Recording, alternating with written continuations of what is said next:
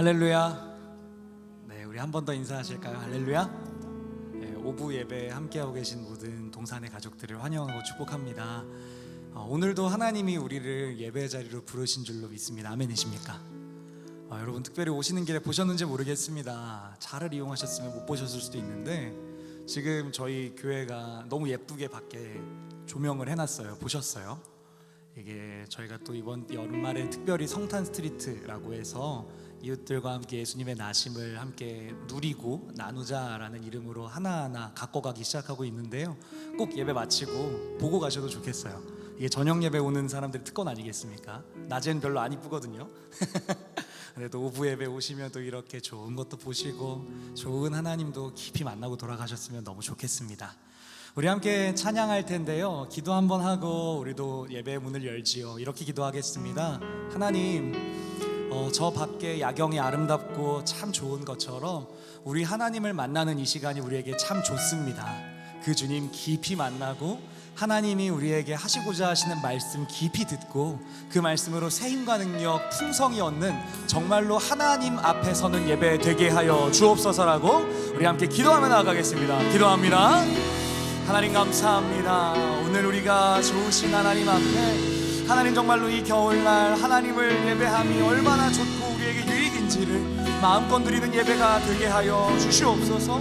성령 하나님 우리를 만나주시고 이 시간을 통하여 살아계신 하나님을 예배함이 우리에게 얼마나 유익인지를 풍성히 누리고 더욱 경험함으로 하나님 지친 자들이 새 힘을 얻고 죄로 묶였던 자들이 자유를 얻으며 예수님의 이름이 높임 받으시는 놀라운 시간 되게 하여 주시옵소서. 그렇게 행하실 주님을 찬양하며 예수님의 이름으로 기도드렸습니다. 아멘. 주님께 감사의 박수 올리고 찬양하겠습니다. 할렐루야.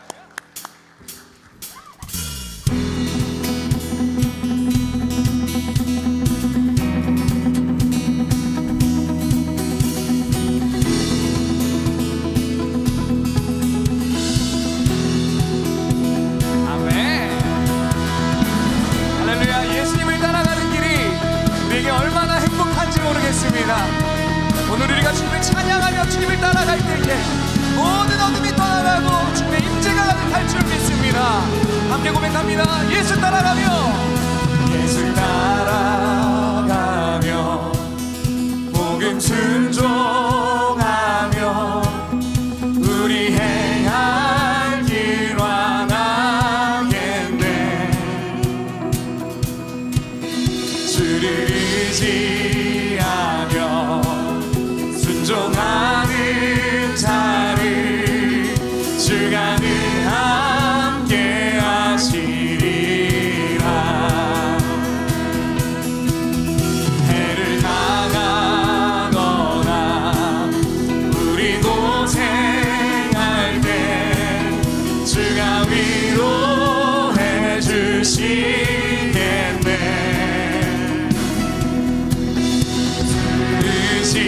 의지하며 순종하는 자를 주가 위해 주시리라. 할렐루야.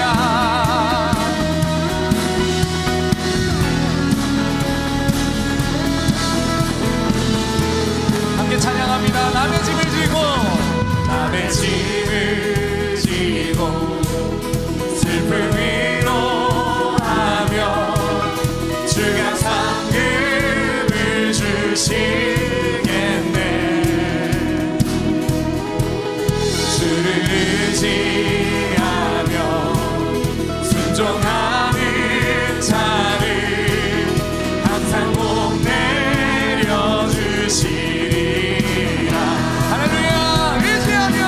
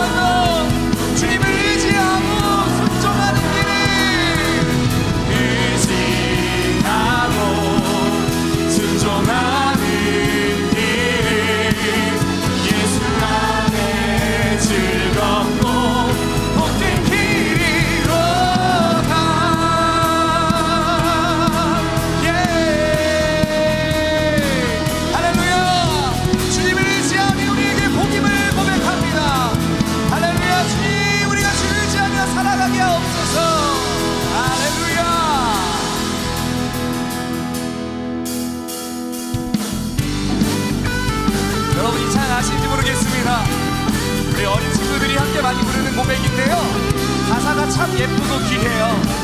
우리 모르시더라도 함께 따라하며 고백하실까요? 내 안에 부어주소서. 성령의 충만한 기름을 내 안에 충만케 하소서. 성령의 기름 내 안에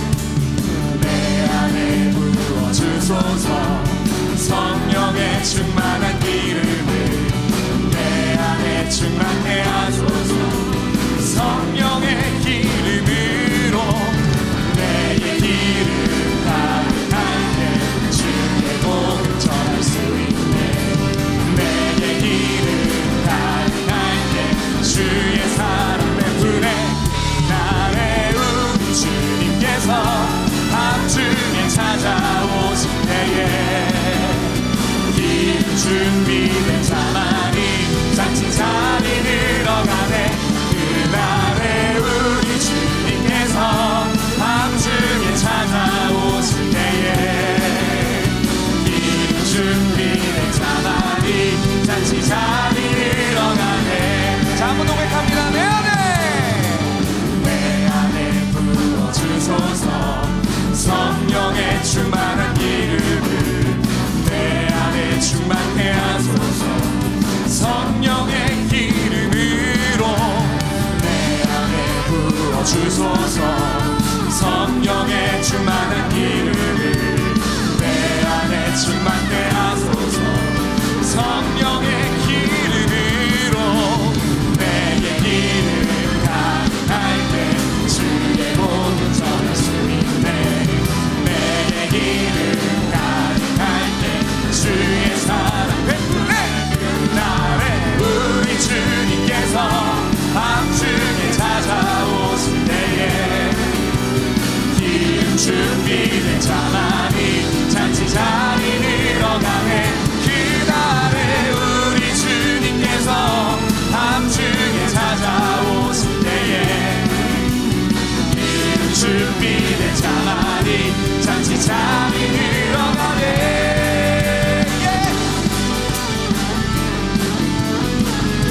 할렐루야. 하나님, 우리 주님을 예배하고 우리 주님이 오실 길을 준비하는 귀한 공동체가 되게 하옵소서. 부어주소서. 성령의 충만한 기름을 내 안에 충만케 하소서.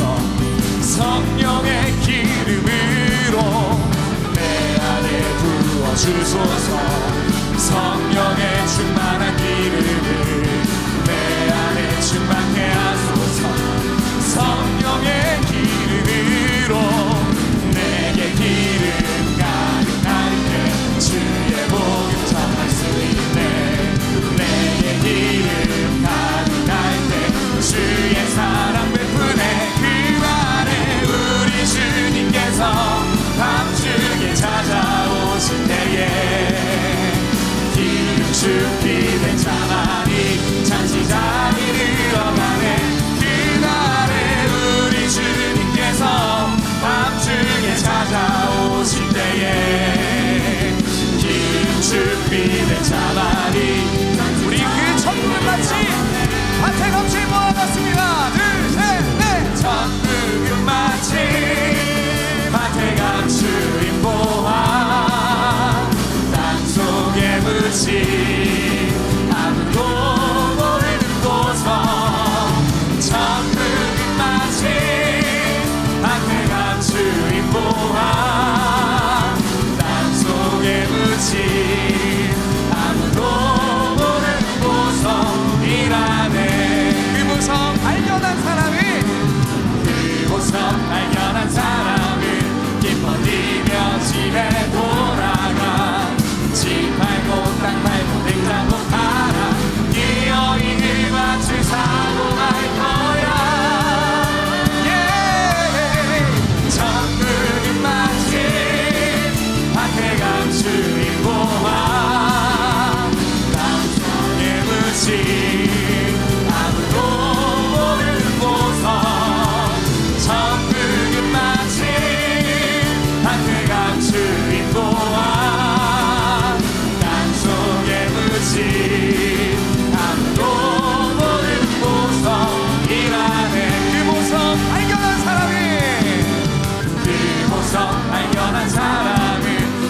뛰며 집에 돌아가 집 팔고 땅 팔고 냉장고 팔아 비어있는 밭을 사고 갈 거야. 천국은 마치 밭에 간 주인 보아 땅속에 묻힌 아무도 모르는 보석. 천국은 마치 밭에 간 주인 보아 땅속에 묻힌 아무도 모르는 보석이라네. 할렐루야. 하나님, 밭에 갇힌 보아와 같은 그 놀라운 천국을 오늘 우리가 예배하며 찬송할 때 소유하며 살아가는 인생 되게 하옵소서. 그 주님을 찬양합니다. 할렐루야. 아멘, 아멘,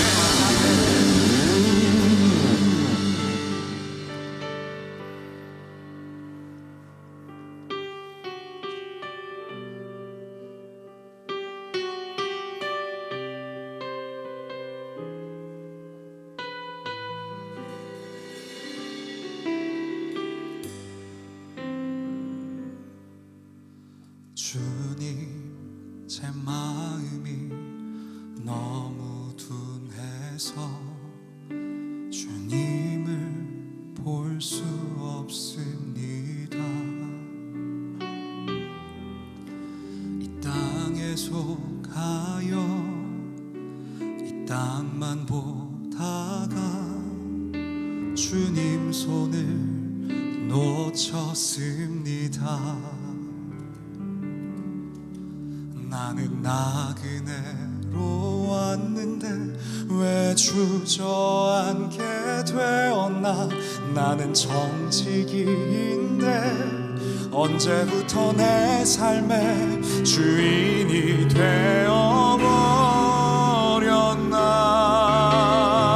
되어버렸나.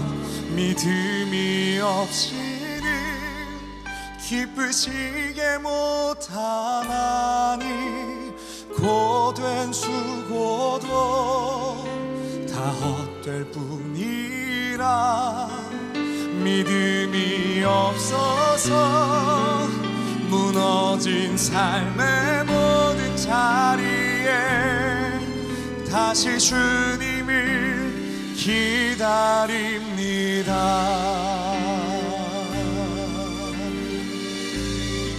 함께 고백하시겠습니다. 주님, 제 마음이 너무 둔해서 주님을 볼 수 없습니다. 이 땅에 속하여 이 땅만 보다가 주님 손을 놓쳤습니다. 나는 나그네로 왔는데 왜 주저앉게 되었나. 나는 정직이인데 언제부터 내 삶의 주인이 되어버렸나.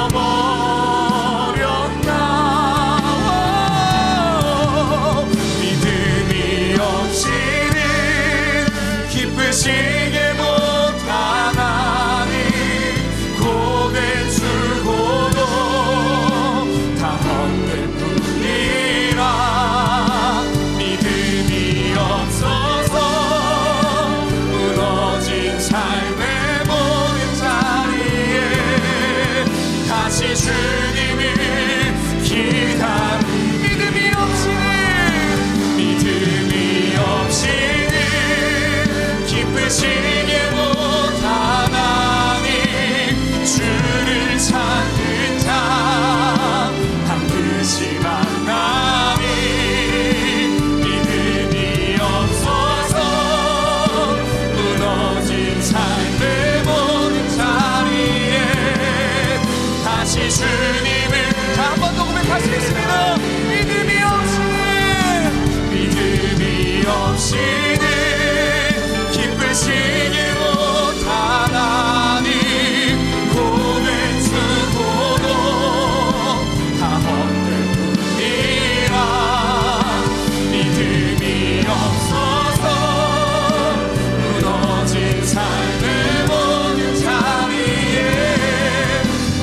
주님, 우리 믿음을 다하여 그 나라 위에 살아가기 원합니다. 믿음 다하여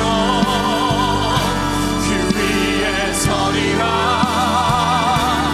하나님의 나라는 무너지지 않으니 믿음 다하여 그 나라 세워가리라. 주님 곧 오실 때까지. 처음부터 고백하시겠습니다. 이곳에 임하신 하나님 나라 평안한 마음으로 바라보리라. 먼저 그 나라 그 뜻 구하며 나의 삶 드리리.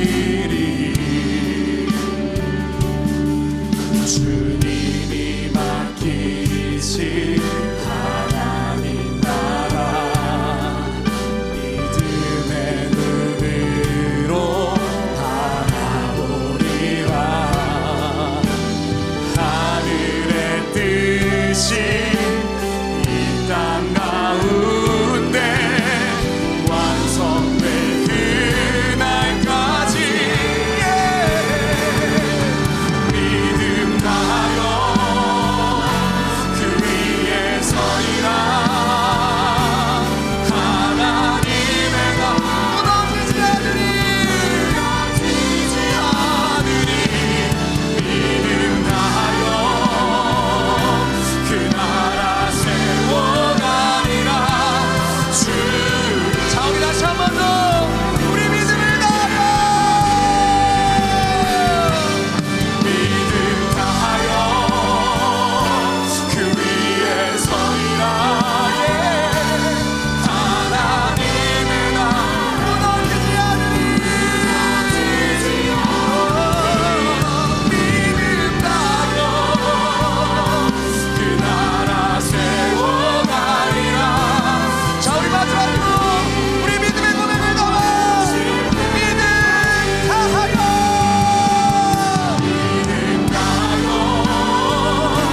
그 위에 서리라. 하나님의 나라는 무너지지 않으리. 믿음 다하여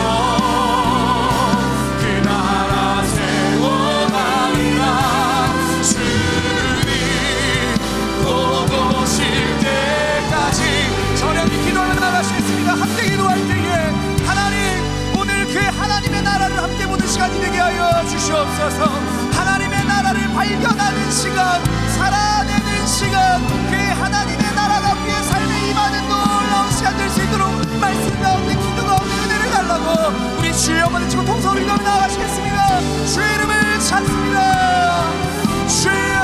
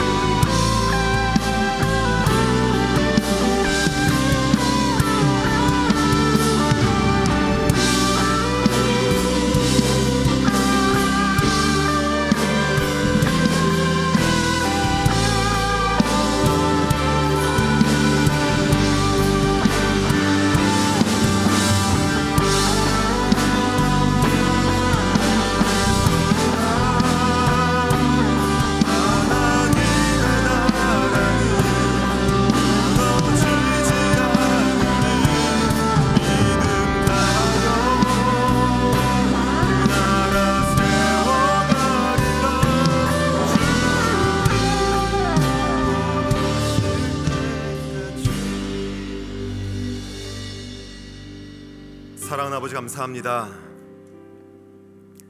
그 귀한 믿음으로 나아가는 우리의 인생 되길 간절히 소망합니다.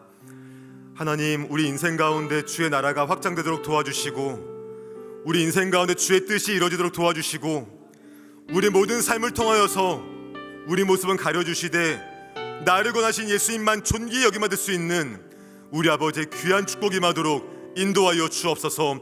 오늘도 그 귀한 심령을 가지고 주 앞에 나아가오니 귀한 말씀 가운데 우리에게 역사해 주시고, 또한 이 말씀이 때론 나에게 불편하게 하셔서 이 말씀과 멀어져 있던 나의 삶이 다시 한번 주님께로 나아올 수 있는 귀한 결단이 있도록 인도하여 주옵소서.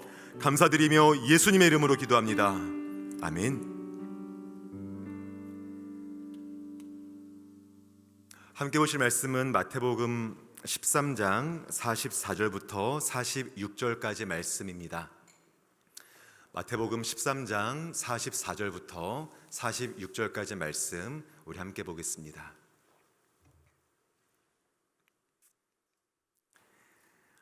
우리 한 절씩 교독하고 마지막 절은 함께 읽겠습니다. 천국은 마치 밭에 감추인 보화와 같으니 사람이 이를 발견한 후 숨겨두고 기뻐하며 돌아가서 자기의 소유를 다 팔아 그 밭을 사느니라.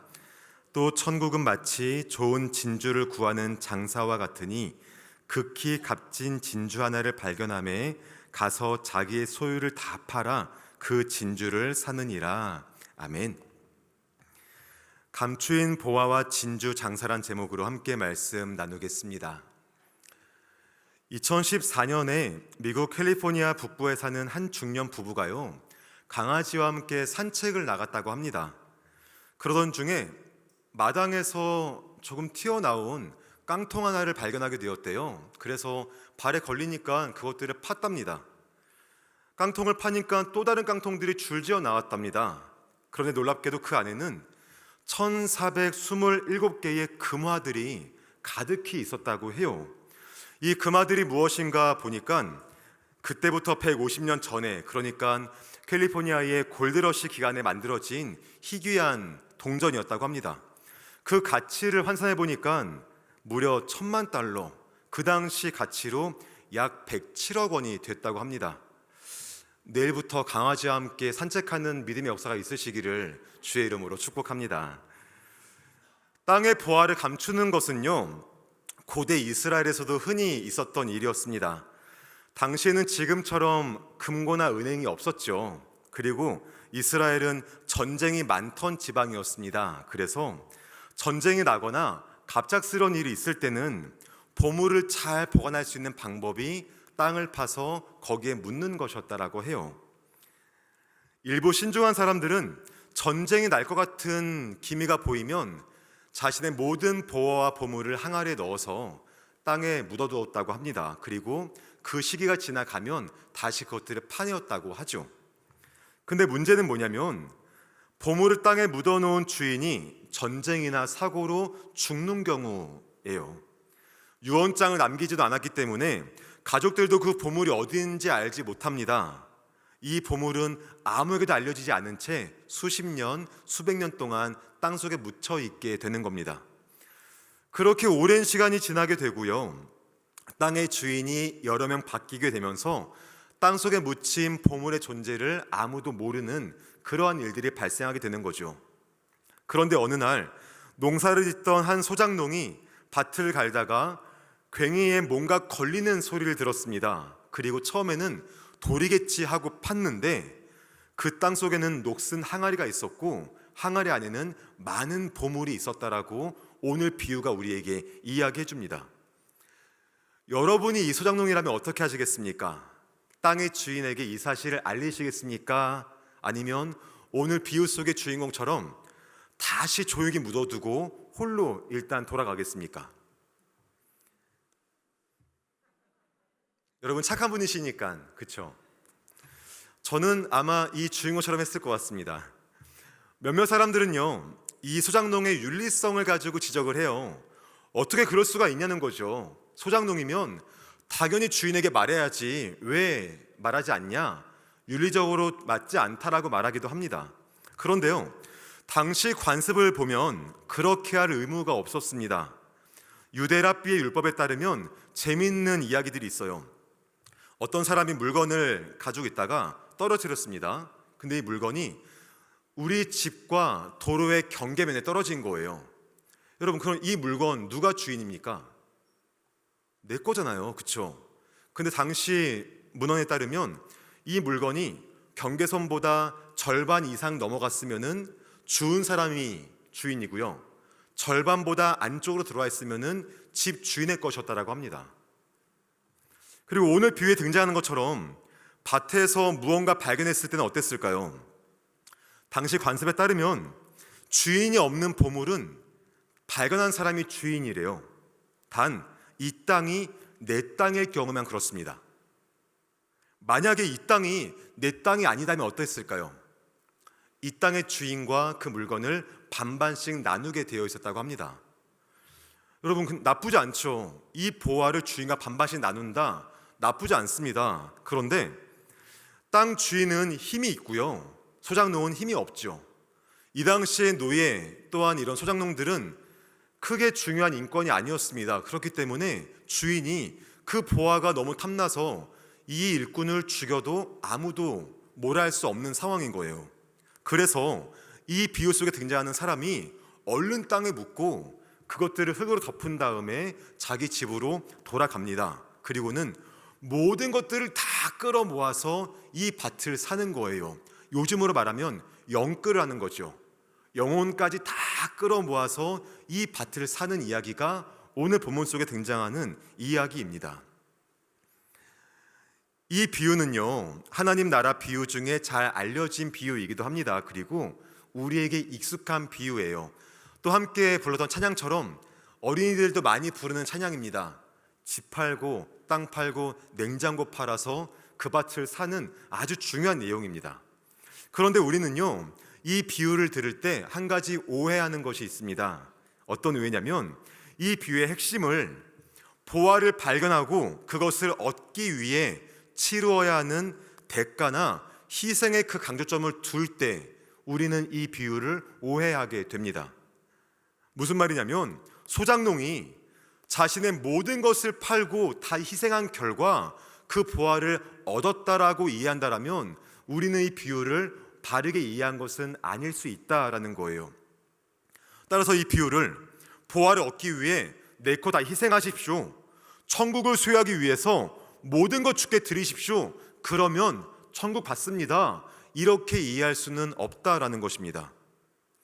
물론 맞는 말처럼 보이지요. 하지만 비유에서 소작농의 희생과 그의 대가를 강조한다라면 자칫 천국을 소유하기 위한 인간의 노력이 강조될 수가 있는 거죠. 만약 그렇게 이 비유를 해석한다라면 하나님 나라를 갖기 위한 인간의 공로와 인간의 희생과 인간의 노력들이 강조될 수 있기 때문에 우리는 그렇게 볼 수는 없다라는 것입니다. 마치 나의 모든 것을 다 드린 결과 천국을 받는 것이고, 마치 나의 모든 것을 포기하였기 때문에 마땅히 천국을 받을 자격이 있다라고 느낄 수 있는데, 그렇게 본다라면 조금 어려울 수 있다라는 겁니다. 그러면 밭에 감추인 보화 비유를 통해서 우리에게 알게 하시는 하나님의 그 마음은 무엇일까? 이 질문에 대한 답을 알기 위해서는요, 우리는 이 보화가 어디에 있었는지에 대한 관심을 가질 필요가 있습니다. 여러분, 비유에 등장하는 이 소작농이 보화를 발견한 장소가 어디입니까? 밭이죠. 이 밭은 특별한 장소는 아니었을 것입니다. 그리고 이 사람이 날마다 일하는, 날마다 생계를 위해서 살아가고 있는, 날마다 땀을 흘리며 날마다 노동을 하는 그러한 장소였을 것입니다. 어쩌면 출근하기 싫은 장소이고요, 어쩌면 일하기 싫어서 푸념을 하는 그러한 장소가 밭이었을 겁니다. 그렇기 때문에 어떤 학자는 이렇게 이야기해요. 그 밭은 우리가 일하고 살아가는 우리의 삶의 현장이다라고 이야기합니다. 따라서 이 비유에서 말씀하고 있는 중요한 교훈은 뭐냐? 우리가 모든 걸 다 드릴 때 주의 나라 받는다, 그것이 아니라 우리가 땀을 흘리며 일하는 장소, 우리가 매일을 살아가는 일상의 현장 속에서 하나님 나라를 발견해야 한다, 그 사실을 우리에게 알려주고 있는 것입니다. 우리가 하나님 나라를 생각할 때 중요하게 여기는 개념이 뭐냐면 하나님의 통치라는 것입니다. 우리가 이 땅을 살아가지만 이 땅 가운데 하나님의 통치를 경험한다면 우리는 그 현장을 하나님 나라라고 부르고 인정할 수 있는 거죠. 비록 그 현장이 삶의 어려움과 고통으로 가득하다 할지라도, 다른 사람들이 내 마음을 지치게 하고 어렵게 한다 할지라도, 나의 일상 가운데 하나님의 통치하심을 내가 맛보게 된다라면 우린 그 현장 가운데 하나님 나라를 맛보고 있다라고 고백할 수 있는 것이죠. 바로 그것이 하나님 나라에 대한 중요한 개념입니다. 하나님의 통치, 그 통치에 대한 나의 반응이 굉장히 중요한 거예요. 이 자리에 함께 예배하는 우리 모든 분들은요, 대부분 내일 일터로 나가시게 될 겁니다. 직장을 가시거나 학교를 가시거나, 꼭 수입이 있지 않더라도 내가 살아가는 삶의 터전에서, 또한 가정에서 우리의 일상들을 살아가게 되실 거예요. 우리는 그러한 삶의 터전, 일상의 현장에서 우리 스스로 질문을 던져보아야 합니다. 뭐냐면, 나는 삶의 현장에서 하나님 나라를 발견하고 있는가? 라는 질문이에요. 또 하나, 나는 일상의 현장 속에서 하나님의 통치와 다스리심을 인정하고 있는가? 라는 그러한 질문을 나 스스로 던져보아야 한다라는 겁니다. 사실 이러한 질문이 우리에게 되게 불편합니다. 왜냐하면 우리가 살아가는 삶의 현장은 교회에서 가르치는 대로 살다가는 큰 손해를 볼 수 있는 삶의 현장이기 때문에 그래요. 신앙의 원리와 믿음의 방식을 따라 살다가는 성공은커녕 생존도 할 수 없을 정도로 우리의 삶의 현장은 치열하고 각박합니다. 교회와 삶의 현장 사이에는 이러한 큰 괴리감이 존재하고요, 이러한 괴리감 때문에 하나님 나라와 내가 살아가는 세상 나라 사이에 큰 갈등과 많은 고민들이 우리 마음속에 가득한 것이 우리의 정직한 고백이 아닐까 생각하게 됩니다. 우리 남자분들을 신방할 때마다 듣는 말이에요. 목사님, 직장 생활할 때 얼마나 힘든지 아십니까? 날마다 기도해야지 하지만 기도는커녕 짧게 주님 묵상하는 것도 어려울 정도로 날마다 치열하게 살아갑니다. 큐티하려고 날마다 일요일마다 큐티책을 사지만 한 번 펼쳐보는 것이 어려울 정도로 나의 삶은 그렇게 힘들 때가 많이 있습니다 라고 말씀하시는 분이 많이 계셔요. 출근할 때에는 오늘은 그래도 성도답게 살아야지라고 다짐하지만 사무실 문을 여는 그 순간, 직장에 가는 그 순간에는 그 성도다움을 살기 어려운 것이 나의 삶의 현실이라고 말하는 분들이 굉장히 많이 있습니다. 우리 어머니들은 어떠십니까? 우리 아이들을 양육할 때 어떠셔요? 하루는 제가 월요일 날 아이들과 함께 놀이터에서 시간을 보내고 있었습니다. 근데 한 아주머니가 이런 대화를 걸어오시더라고요. 아이가 둘인가 봐요. 그래서 예, 둘입니다 하니까, 아이 둘 키우려면 한 달에 적어도 이만큼의 월급은 필요합니다라고 말씀하시더라고요. 근데 그 월급이 저보다 많았습니다. 그래서 그래요? 그랬더니 2명 학원 보내려면은 어디 보내야 되고, 영어 보내야지, 수학 보내야지, 또 뭐 하나 보내려면은 한 달에 얼마로 부족합니다 라고 말씀하시면서, 아이 지금 피아노 배우나요? 그때 안 배웠거든요. 아니요. 그랬더니 피아노 기본이고 다른 악기도 배워야지만이 학교에서 이렇게 장기 자랑할 때 마음껏 할 수 있으니까 부지런히 돈 벌라고 저에게 말씀해 주시더라고요. 그 말씀 듣고서 그냥 흘렸습니다. 근데 그날 밤에 자려고 누웠는데 자꾸 그 아줌마 말씀이 맴도는 거예요. 적어도 한 달에 얼마는 벌어야지, 얼마는 벌어야지, 아이 학원 보내려면은 얼마는 필요하지. 그 말씀이 자꾸만 맴도는 거예요. 분명 우리 아이들을 하나님 자녀로 키우겠다고 다짐하고 살아갔지만 삶 현장 속에 그러한 갈등, 괴리감이 목사인 저에게도 많이 있는 것을 고백하게 됩니다. 이처럼 우리는 각자의 삶의 자리에서, 삶의 위치에서 하나님 나라와 세상 나라 사이에 끊임없는 갈등을 경험하게 돼요. 그리고 이러한 괴리감 속에서 우리는 하나님 나라를 살포시 포기할 때가 있습니다.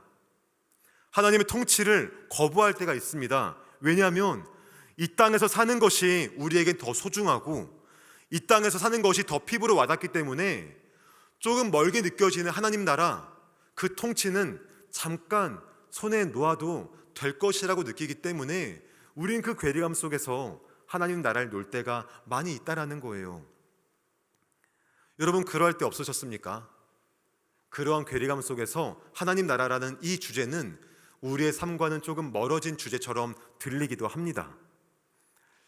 하지만 오늘 말씀은요, 그러한 괴리감과 갈등 속에 있는 우리에게 한 가지 소망을 품게 해줍니다. 그 소망이 어디 있냐? 44절 말씀이에요. 우리 같이 한번 읽어보겠습니다. 시작. 천국은 마치 밭에 감추인 보화와 같으니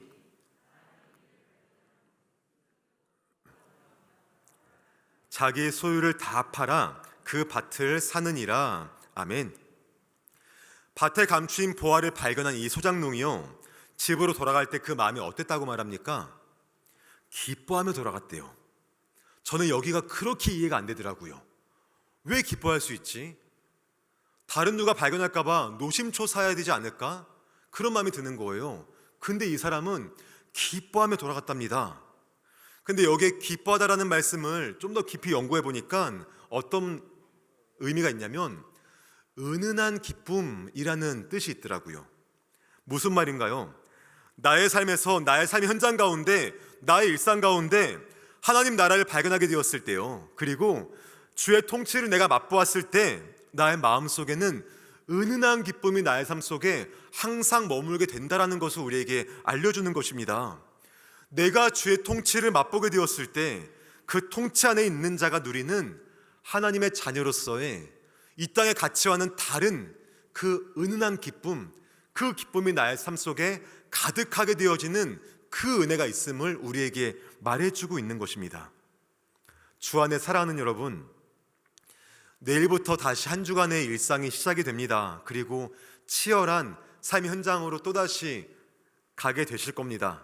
그리고 그 현장 가운데서 하나님 나라와 세상 나라 사이에 또 다른 깊은 갈등과 깊은 부딪힘이 우리 마음속에 시작될 것입니다.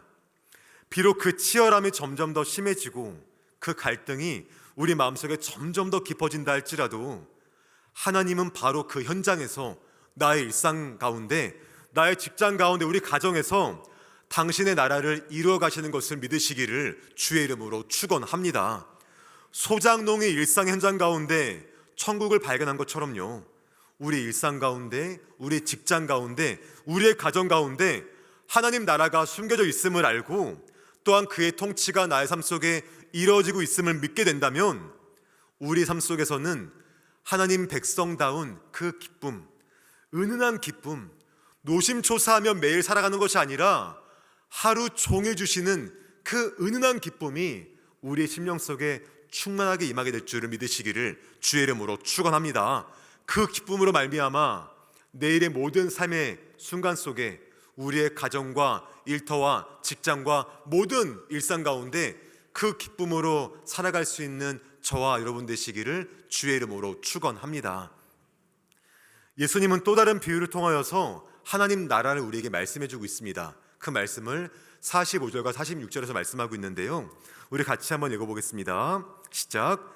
또 천국은 마치 좋은 진주를 구하는 장사와 같으니 극히 값진 진주 하나를 발견하매 가서 자기의 소유를 다 팔아 그 진주를 사느니라. 아멘. 진주라는 보석은 지금도 되게 귀한 보석이죠.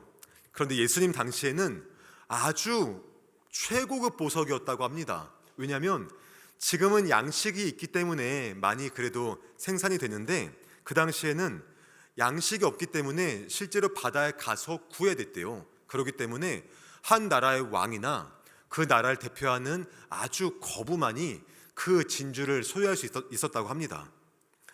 이런 이유로 볼 때 본문 속에 등장하는 이 사람도 굉장한 재력가였을 것으로 생각이 됩니다. 그리고 어떤 진주가 좋은 진주인지에 대한 그 많은 지식과 식견도 있었던 것 같습니다. 그러한 사람이 여러 지역을 다니며 수많은 진주를 보면서 아주 값진 진주를 찾고 있었대요. 그러던 중에 최고급 진주를 발견한 겁니다. 평생 한번 볼까 말까한 전설 속의 진주와 같은 그러한 진주를 발견한 겁니다. 그래서 그가 어떻게 했냐? 자신이 가지고 있던 모든 것을 다 팔아서 값진 진주를 샀다라고 예수님께서 비유를 통해 말씀해 주십니다. 첫 번째 비유와 두 번째 비유 굉장히 비슷해 보이죠. 비유의 전개도 비슷하고 그 내용도, 그 문학적인 구조도 되게 비슷해 보입니다. 그래서 학자들은 이 두 비유를 쌍둥이 비유다라고 이야기를 하기도 합니다. 그런데 이 두 가지 비유를 보면 다른 점도 있습니다. 첫 번째 비유에서는 천국을 밭에 감추인 보화와 같다라고 비유했죠. 그런데 두 번째 비유에서는 천국을 좋은 진주와 같다라고 말하지 않고요, 좋은 진주를 구하는 장사와 같다라고 말하고 있다는 거예요. 여기서 한 가지 질문이 생겼습니다. 예수님은 왜 천국을 좋은 진주와 같다라고 말씀하지 않으시고 좋은 진주를 구하는 장사와 같다라고 말씀하셨을까라는 것이에요.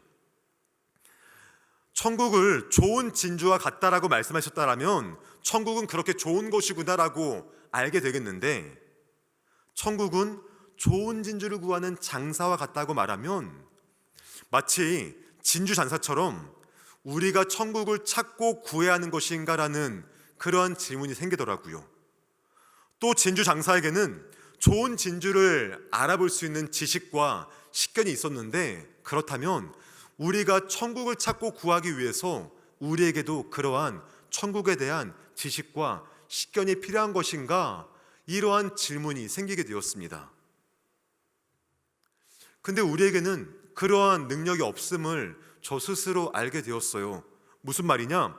진주 장사는 좋은 진주가 무엇인지 아는 지식이 있었고 그것을 찾아 헤매었습니다. 하지만 우리에게는 천국을 얻기 위한 지식도 없고요, 천국을 찾고 구할 능력도 우리에게는 없더라라는 것을 우리가 고백할 수 있지 않습니까?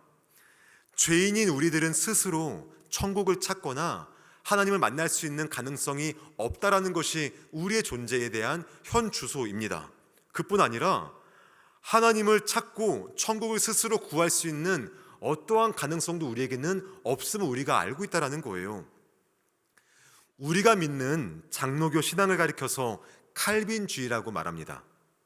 칼빈주의에는 5개의 교회가 있는데 그 중에 하나가 뭐냐? 불가항력적 은혜라는 겁니다.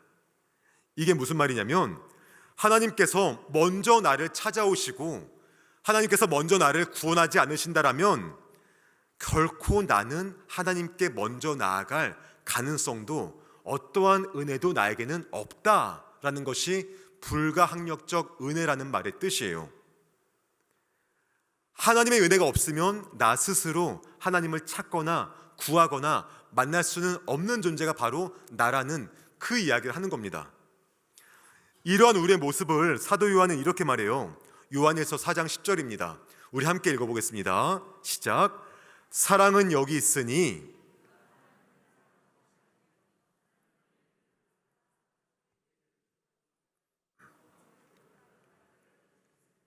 아멘. 사랑은 여기 있으니 우리가 하나님을 사랑한 것이 아니요 하나님이 우리를 사랑하사 우리가 구원받은 그 사실을 이야기하지 않습니까? 요한이 말한 것처럼 우리가 하나님을 사랑하여서 찾거나 천국을 소망할 수 있는 것이 아니라는 거예요. 오히려 하나님이 우리를 사랑하셔서 우리에게 천국을 소유하게 하신 것이라고 성경 우리에게 말하고 있습니다. 따라서 천국은요, 진주 장사가 진주를 구하듯이 우리가 천국을, 하나님 나라를 찾거나 구할 수 있는 것이 아니라는 거예요. 그렇다면 이 비유가 말하는 그 내용이 무엇일까요? 곰곰이 묵상하다가 한 가지 깨달은 것이 있습니다. 천국은 좋은 진주를 구하는 장사와 같다라는 말씀은 천국이 어떤 곳인지를 말해주는 것이라기보다는 우리에게 천국을 주시는 분이 어떤 분이신가, 그분이 누구신지를 말해준다라는 그 사실이에요. 45절 말씀에 구하다라는 말씀이 나옵니다. 이 동사가 어떤 뜻이냐면 계속 찾고 있다, 지속적으로 구하고 있다, 그런 뜻이거든요. 다시 말하면 진주 장사는 값진 진주를 구하기 위해서 지속적으로 열정적으로 찾고 구한다라는 말이에요. 그리고 46절에 다 팔아라는 말씀이 나와요. 이 말씀은 어떤 말이냐? 더 이상의 거래가 이루어지지 않은 완료된 거래를 말하는 게 다 팔아라는 말이 담긴 의미입니다. 무슨 말이냐면 진주 장사가 이 값진 진주를 구입한 다음에 이것을 다시는 되팔지 않는다라는 거예요. 내가 너무 소중해서 다시는 이걸 팔지 않고 끝까지 간직한다라는 말입니다. 수많은 진주 중에서 가장 가치 있고 소중한 진주를 열정적으로 찾는 진주 장사의 모습 속에서요, 이 땅의 수많은 사람들 중에서 가장 가치 있고 소중한 그 한 영혼을 찾기 위해서 부단히 애쓰고 지금도 노력하시며 지금도 구하시는 하나님 아버지의 모습을 볼 수 있다라는 거예요. 그렇게 값진 진주를 발견하게 되었을 때 자신의 모든 것을 다 팔아 그것을 구입한 진주 장사와 같이 값진 한 영혼을 구원하기 위해서 자신에게 가장 값진 그 예수님을 십자가의 대속물로 값주고 한 영혼, 바로 나를 구원하신 그분이 바로 하나님의 모습과 같다라는 것입니다. 그리고 그렇게 얻은 한 영혼을 다시 되팔지 않을 정도로 소중하게 여기시는 분이 하나님 아버지의 모습인 것을 우리가 볼 수 있는 거예요. 따라서 천국은 마치 진주 장사와 같다라는 말씀은 구원받을 자격이 없는 나를 가장 값진 진주라 여겨주시고 그런 나를 구원하기 위하여서 예수님을 십자가의 대속물로 내어주실 뿐 아니라 그렇게 얻은 나를 결코 포기하지 않는 분이 바로 나의 하나님이십니다라는 그 사실을 우리에게 말해주는 이 귀한 말씀을 우리에게 들려주고 계신다라는 것입니다. 주 안에 사랑하는 여러분, 우리는 밭에 감추인 그 보화 비유에서요, 소장농이 보화를 감추고 돌아갈 때 너무 기뻐한 이야기를 우리가 봤죠. 그리고 그 이야기를 저는 이해할 수 없다라고 말씀드렸습니다. 저라면 노심초사하며 긴장했을 것인데 그 사람은 기뻐한 것이 이해가 안 된다라고 말씀드렸습니다. 그런데 그 기뻐하는 이유가 바로 두 번째 비유 속에 있더라고요. 이 땅의 많은 사람들 중에서 나를 선택하시고 나를 가장 값지다 말씀해 주신 그 은혜가 너무 크기 때문에 그 구원의 은혜가 너무 감사해서 날마다 은은한 기쁨으로 살아가게 하시는 것, 그것이 하나님 나라를 살아가는 그의 백성들에게 주시는 하나님의 기쁨이고 하나님의 마음인 것을 우리에게 말씀해 주고 있는 것입니다. 주 안에 사랑하는 여러분, 우리의 삶은 어쩌면 날마다 순간순간 달라지지 않을지도 모르겠습니다. 또한 내일의 우리의 삶도 어제와 다르지 않은, 오늘과 다르지 않은 비슷한 삶의 어려움들과 또한 예상되는 문제들이 우리에게 발생할 수도 있습니다. 그리고 그러한 일상 속에서 끊임없이 신앙의 가치와 이 땅의 가치 속에서 갈등하고 또한 많은 괴리감을 느낄 수가 있을 것입니다. 하지만 그러한 우리의 일상이라 할지라도 그 땅 가운데, 그 현실 가운데 하나님 나라를 발견하며 살아가야 하는 이유가 바로 여기 있는 줄 믿으시기를 주의 이름으로 축원합니다. 가장 가치 없는 나를 가장 가치 있게 여겨주신 하나님의 은혜가 나에게 있기 때문에요. 수많은 진주 가운데 나를 고르고 고르셔서 가장 가치 있게 여겨주시고 그런 나를 다시는 안 판다고, 다시는 거래하지 않겠다고 품어주시는 그 주의 사랑이 있기 때문에요. 그런 나를 구원하기 위해서 가장 값진 그 예수님을 십자가의 대속물로 주신 그 은혜가 있기 때문에 우리는 우리 일상 가운데 다시 한번 하나님의 나라를 소망할 수 있는 그 이유와 근거가 있는 줄 믿으시기 바랍니다. 우리의 오늘도요, 우리의 내일도 어쩌면 그러한 괴리감 속에 살아갈 수 있겠지만 그 괴리감보다 더 큰 은은한 기쁨, 주의 선택받은 백성이 누리는 그 참된 기쁨이 우리의 삶 속에 충만하여서 하나님의 통치를 받아 누리고 그 나라를 살아낼 수 있는 저와 여러분 되시기를 주의 이름으로 축원합니다. 말씀을 정리하겠습니다. 이번 카타르 월드컵에서요, 우리 국민들이 많은 감동을 받게 되었습니다. 우리나라 축구 대표팀이 16강에 오르는 그 순간에 한 문구가 우리나라를 강타했습니다. 그것은 뭐냐면 중요한 것은 꺾이지 않는 마음이라는 문구였습니다. 모두가 이길 수 없다, 포기할 수밖에 없다라는 그 순간에 절실한 마음으로 경기에 임하였고, 그리고 9%의 확률을 뚫고 16강에 올랐던 우리의 그 이야기가 있지 않습니까?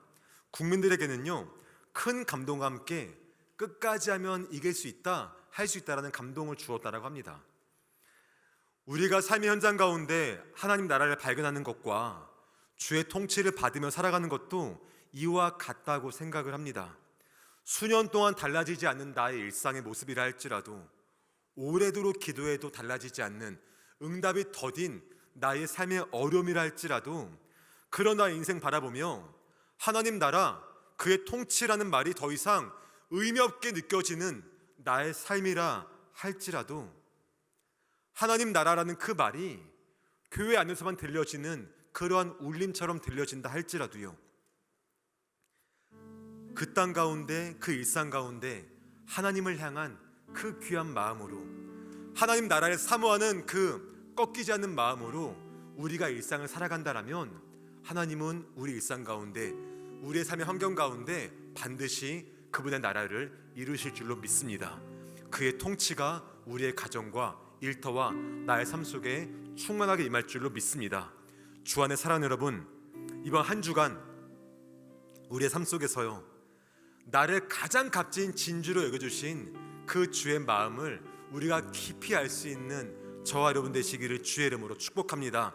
그러한 나를 향한 그 마음이 꺾이지 않는 하나님의 그 마음을 기억하며, 나 역시 그분을 향한 마음을 꺾이지 않고 나의 삶 속에서 그 나라를 살아가며 그의 통치를 받아 우리 아버지의 나라를 이루어갈 수 있는 저와 여러분 되시기를 주의 이름으로 축원합니다. 우리 그런 마음을 함께 찬양하겠습니다. 우리 인생 가운데 주의 나라, 주의 통치 허락하여 주옵소서. 내가 정말 귀한 값진 진주인 것을 기억하며 그 나라를 살아갈 수 있는 은혜를 부어달라고 함께 그런 마음으로 찬양하며 함께 기도하겠습니다. 이곳에 임하실 하나님 나라, 강한 마음으로 바라보리라.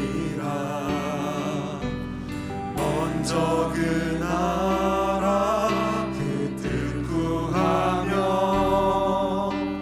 나의 삶들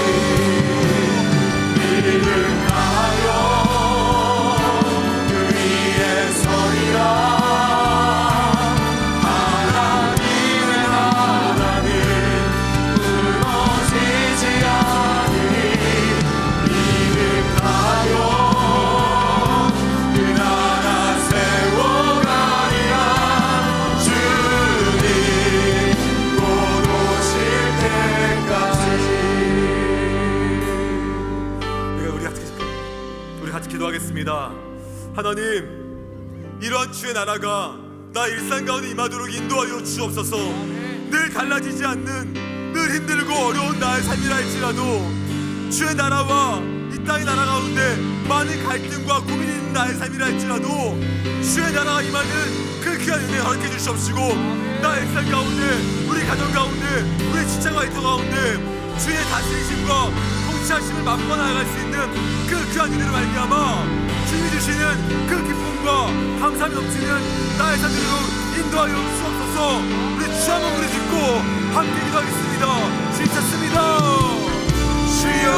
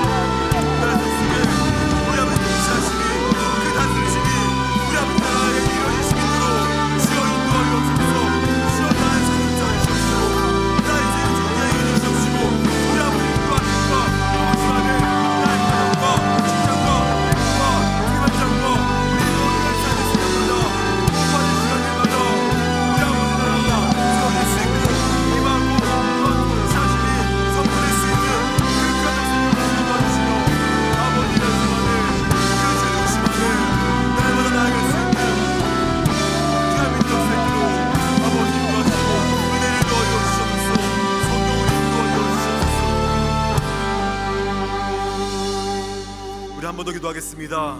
하나님, 많은 사람들 중에 나를 가장 값지다 여겨주시고 그런 나를 구원하기 위하여서 예수님까지 십자가의 대속물로 내어주신 그 은혜가 나에게 있기 때문에 우리 이 땅 가운데 주의 나라와 이 땅 가운데 많은 갈등이 있음에도 참된 기쁨으로 나아갈 수 있는 존재가 바로 나인 줄을 믿습니다.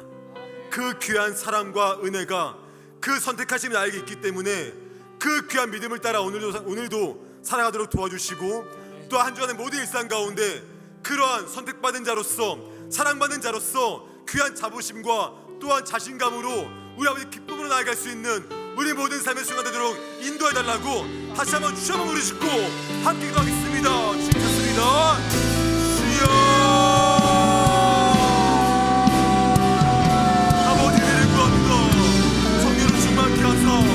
우리 아버지 일하신 것 오시는 것을 주시고 가장 많은 사람들 중에 나를 가장 값지다 사랑한다 여기시며 선택하셔서 주의 걸 많아주신 그 사랑이기 때문에, 그러나 이걸 하신 주의 천국이기 때문에 주여 오늘도 그 귀한 믿음을 나아가며 주여 성령으로 함께하여 주셔서 주여 오늘도 주셔서 주여 우리에게 그 귀한 사랑과 모심을 허락하여 주셔서 하나님, 나를 그렇게 사랑하신, 나를 위해 지금 희생하신 그 하나님이 나의 아버지시기 때문에 그 주신 나의 주신 그 주의 나라를 살아낼 수 있는 귀한 믿음 허락하여 주십시고, 그 좋은 시간을 우리 아버지가 오늘 나아가는 내 영상으로 주의 인도하시고 함께하여 주옵소서. 주님, 우리 삶 가운데 그 주의 나라의 말씀, 우리 삶의 주의 나라가 선포되시게 주여 함께 하시며 우리 아버지 역사하시고 하시오네.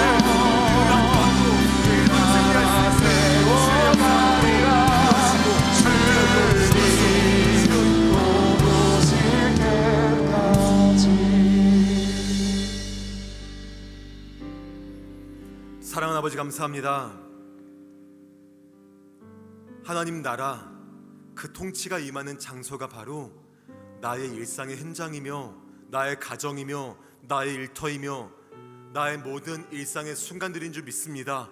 하나님 나라가 멀리 동떨어진 것이 아니라 나의 삶 속에 임하기를 원하시는 그 주의 뜻이며 나를 사랑하시는 주의 마음인 줄 믿사오니 이번 한 주간 나의 일상 가운데 이루어 가시는 주의 나라, 그 통치를 맛보아 알도록 주께서 인도하여 주옵소서. 그러한 삶을 살아갈 때 하나님, 이 땅의 가치와 많은 갈등을 느낄 수 있지만, 많은 괴리감이 우리에게 들 수 있지만, 그럴 때 우리 마음속에 주시는 은은한 기쁨이 우리 마음속에 가득 퍼지기를 간절히 소망합니다.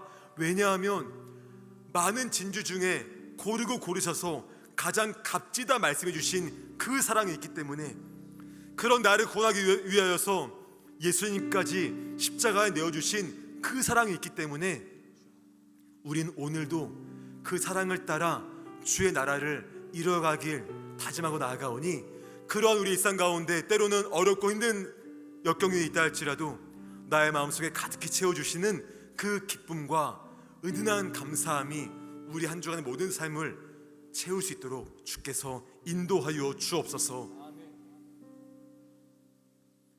우리 주 예수 그리스도의 은혜와 하나님 아버지의 놀라우신 사랑하심과 성령 하나님의 함께하시고 교통하시고 충만하게 하시는 역사가